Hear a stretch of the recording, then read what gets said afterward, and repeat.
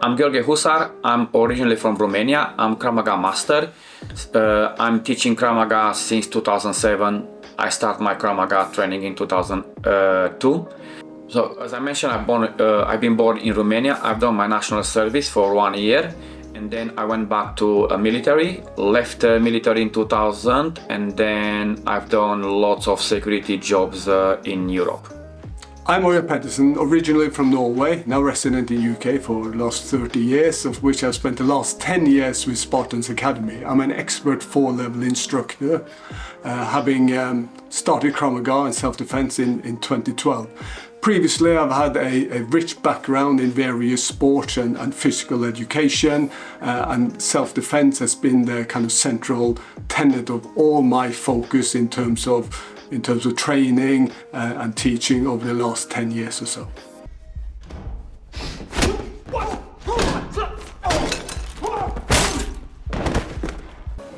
I don't know what to say about that. It's just so confusing. So, because you can't see the range properly.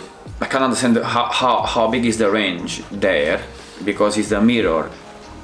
I can't really, but it looks like it's a little bit out of the range. It's launching himself by the motion.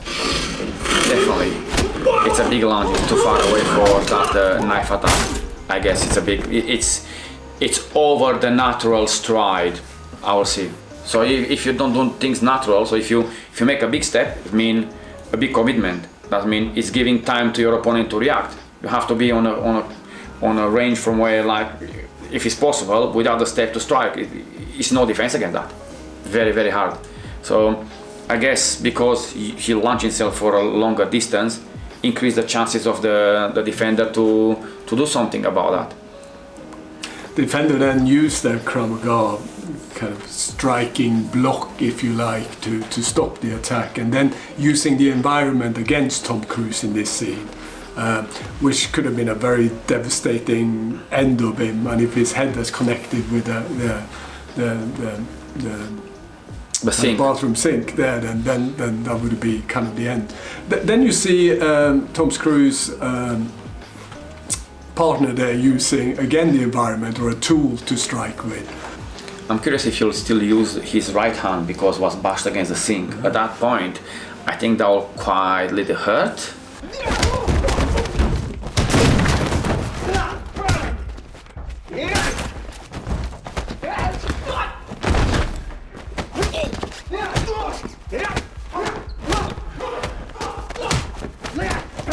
Well, first of all, this guy shouldn't stand up.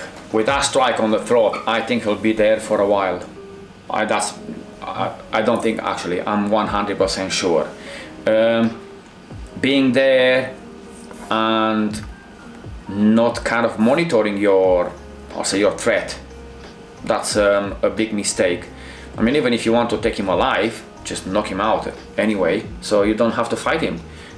Confined area, it's a very funny one, but I guess I'm sure, and I believe the young guy handled himself very well there.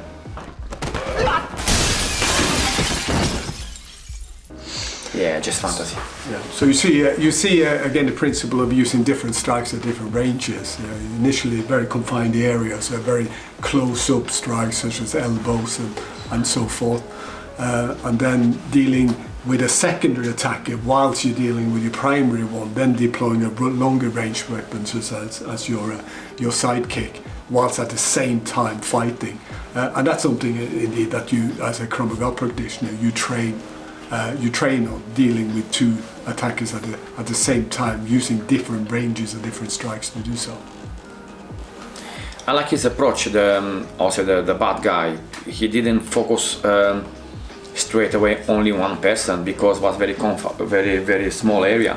He strike all directions to engage both of them, and then just obviously choose like a disengagement strike, which was the front kick, throwing the guy through the door.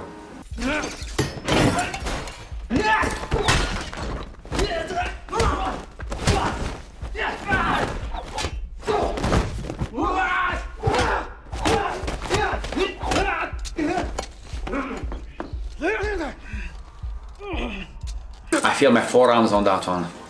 You don't block that metal pipe with a forearm, definitely no. Yeah, that's why we talking about that. This is not, you do Krav Maga, whatever you do, you're not a god, you get hurt. I'm still surprised he's still going. Well, I guess they have to finish the movie.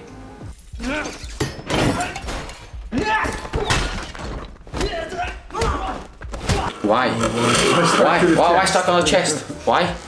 Why not on a throat? So it'll be like a 1-for-1 strike on the chest. Oh, that's very kind. Yeah, it is. An interesting aspect, of course, is you look at this and it's a very kind of stylish environment as much as bathrooms, public restrooms. They look nice. Yeah, and they're obviously dressed in in the best three-piece suits and so forth. Are you jealous now? No, I make the point essentially as you learn self-defense as we do in our school. We work out with different type of clothing and so forth.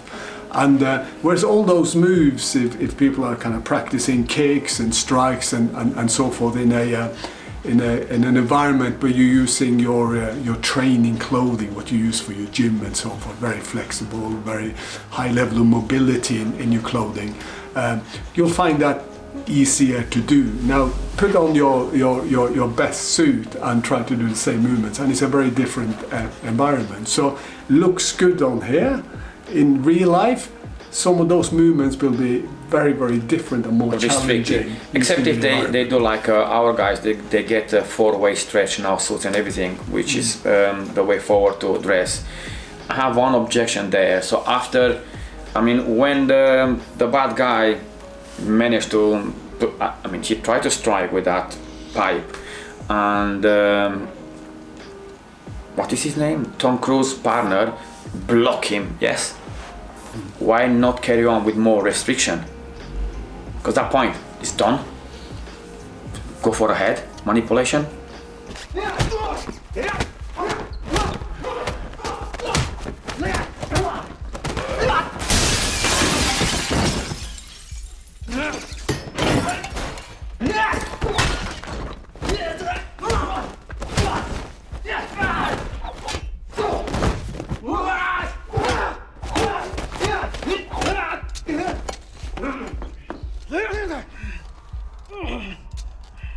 Well, I don't know how the heck you get on that situation. It's because you are not moving enough, because you go very, very like head to head, face to face. You're supposed to try to move out of the line, so you get less and less chances to get tangled on that situation.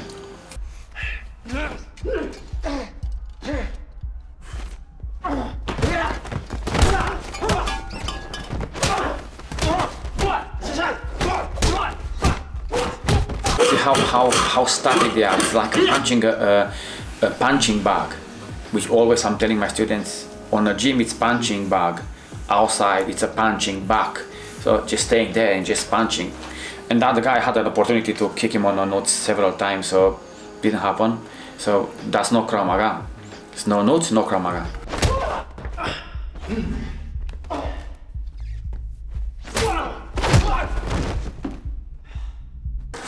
You saw with the attack against Tom Cruise and Henry Cavill, he was Superman. He should be able to handle it. Yeah. I don't know. Yeah, you saw him deploying a lot of strikes to the body to begin with, rather than kind of working up and down to connect with targets on the legs, the groin, the head, and so forth, which is a kind of key principle in Krav Maga. You don't strike to kind of one area over multiple strikes. You go up and down and yeah, I will know the body shots. I'm not very keen on that, because body can be conditioned. You can't condition your head. Doesn't matter how many punches you get more damage and more damage of your brain. So just keep it simple. Growing head. It's very, very simple and confusing. Yeah, that's key in Krav Maga. We set up striking combinations, and those striking combinations go on multiple vulnerable areas over the body, and not delivering those strikes repeatedly to one area. It's a kind of principle. Your brain will prioritize certain things. I think we all know that. If we have experience pain, if we experience confusion, not feeling stable, and so forth in terms of our footing,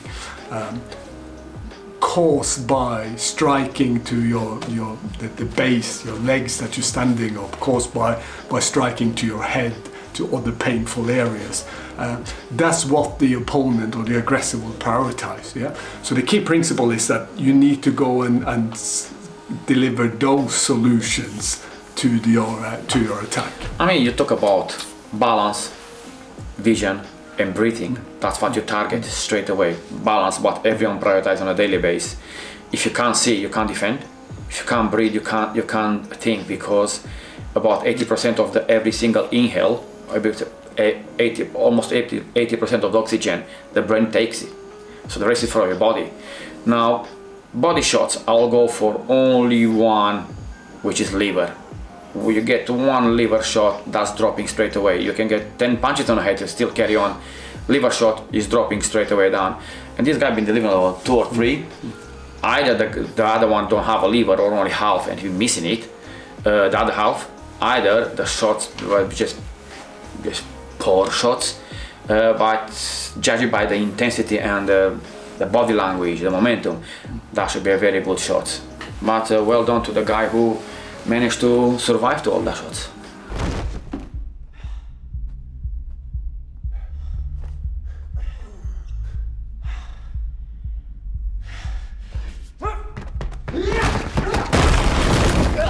Not getting out of the line. I think you don't see any it's in Spain, they with like the matador. The matadors. It's very simple. By the time when he's coming, just move to the side. He has so much momentum. Let him to crash the wall himself.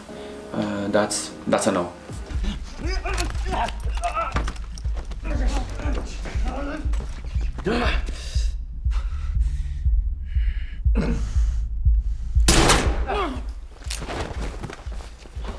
Well. 2 hands on 2 hands. What about the barrel? Because you have more. First of all, you have more control over the gun than the hands.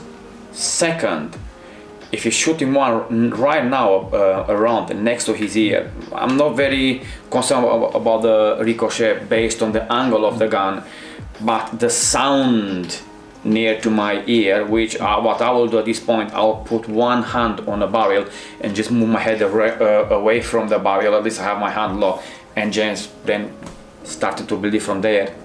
I shot thousands and thousands of rounds, so if you're next to your whatever when I was in army and just teaching, you don't want to be next to, because all that sound is just kind of after 2-3, especially it's your ears start to kind of like doing a fizzy. No, definitely no. It's very close to.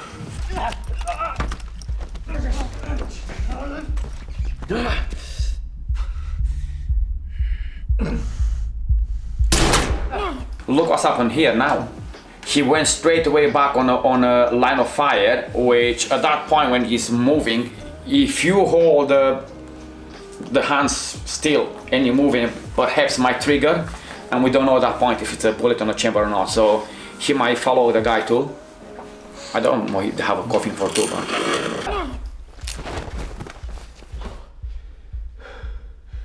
Alright, nice turning, nice grabbing, good position, knee position shooting. Without being like very critical, I'll say it's not realistic there.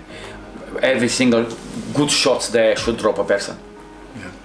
That should drop a person. If you look at it overall, it isn't realistic. Then you can pick out the nuggets of individual good strikes and dealing with multiple attackers, handling one while you strike a second one with a kick, for example, or using the environment that is available to you as weapons. So you can pick out those and say they are learning points. These are things that we can apply in Krav Maga and use in Krav Maga. Of course, overall as an entire scene, you wouldn't have either those or